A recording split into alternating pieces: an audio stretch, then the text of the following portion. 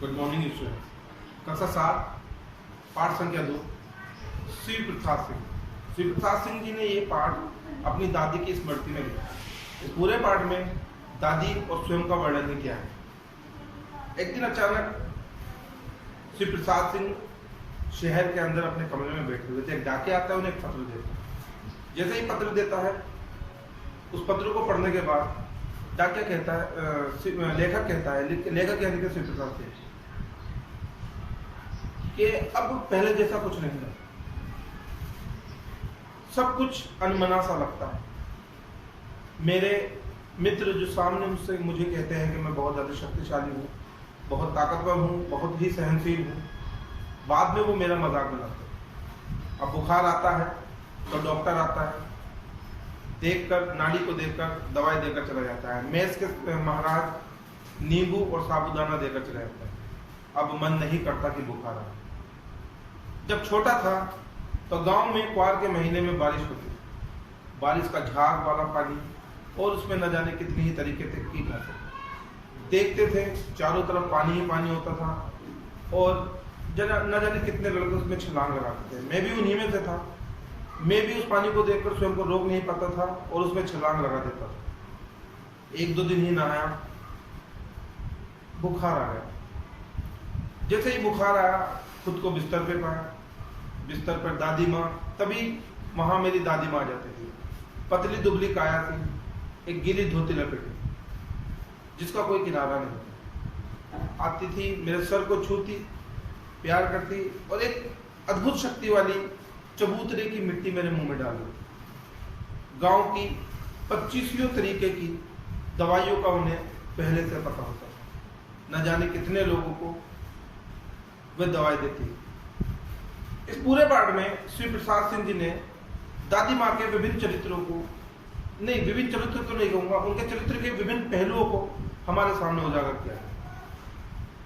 दादी माँ हर समय को, हर परिस्थिति को अपने हिसाब से संभालना और जीना जानती थी। दादी दया, स्नेह और ममता की मूर्त तो थी ही, साथ में पूरे परिवार के प्रति उनका जो समर्पण था वो देखने योग्य होता था।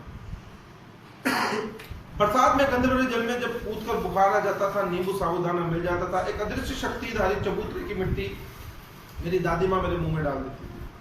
गांव में 25 दवाओं का उन्हें पता था। बार बार मेरे पास आना, सर को छूना, बाकी घर वालों को डांटना, तकिए बदले गए या नहीं बदले गए, चादर बदली गई या न बदली गई, दवाई सही समय पर मिली या नहीं मिली, ये सब चीजें मैं देखता रहता था। दादी का पूरा समर्पण अपने परिवार की तरफ था। दादी एक बहुत गुस्सेल भी थी और बहुत नर्म दिल भी। इसमें कुछ प्रकरण आपके सामने, जब आप इस पुस्तक के पाठ को पढ़ेंगे तो विभिन्न प्रकार के प्रकरण आएंगे। एक प्रकरण आता है, एक रामी चाची है। पाठ में एक चरित्र है रामी चाची, जिसने दादी माँ से कुछ पैसे उधार लिए हैं। दादी माँ को वो पैसे वापस नहीं कर पा रहे, तो वो दादी माँ के पास, दादी माँ उसको अपने पास बुलाती है, अपने पैसे मांगती है। जब वो दादी माँ के पास आती है, रोती है, धोती है, दादी माँ के पैर छूने जाती है, तो दादी माँ कहती है, हट हट पीछे हट, मैं अभी नहा कर आई हूँ, फिर से नहाना पड़ेगा। उसके बाद न जाने कितनी खड़ी खोटी दादी माँ रामी चाची को सुना देती। मैंने भी दादी से कहा कि दादी माँ पैसे मिल जाएंगे। इस पर दादी माँ ने मुझको भी फटकार लगा दी। मुझको यानी श्री प्रसाद सिंह जी को, जो इस कहानी के लेखक भी हैं। और मैं अपना सा मुंह लेकर वहां पर आ गया। कुछ दिनों बाद मैं देखता हूं कि वही रामी चाची खुश होते हुए आती है। मैं पूछता हूं, रामी चाची क्या हुआ? रामी चाची बोलती है कि माई अर्थात दादी माँ घर आई थी, उन्होंने पुराना सारा कर्जा माफ कर दिया और धन्नो की शादी के लिए 10 रुपए का नोट तोड़ दिया।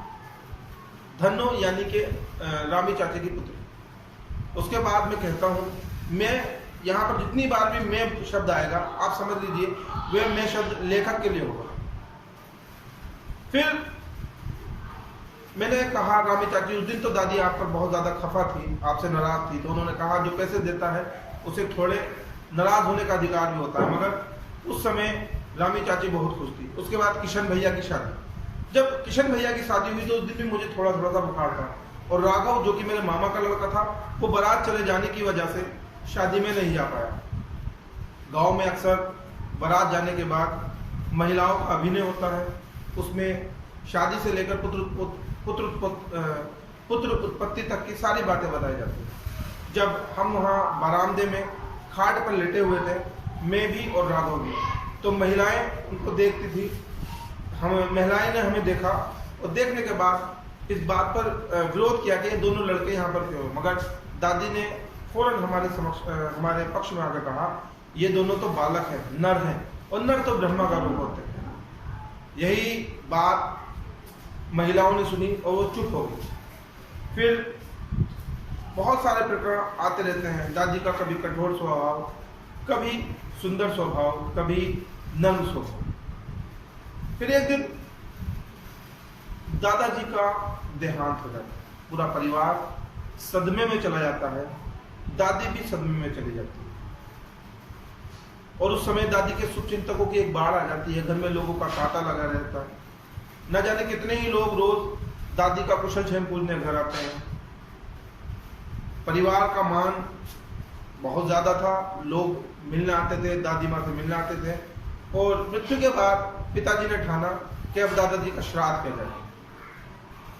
उस श्राद्ध को करने के लिए पिताजी ने आवश्यकता से अधिक धन खर्च कर दिया।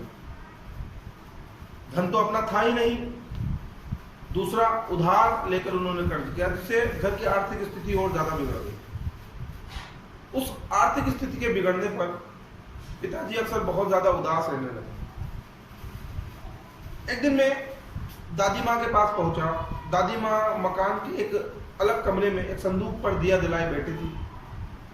वही उनकी बिना किनारे वाली सफेद धोती, पूरा बदन गीला। मैं उनके पास गया और बैठकर पूछने लगा, दादी माँ आपकी धोती गीली, आप इसको बदल क्यों नहीं लेते?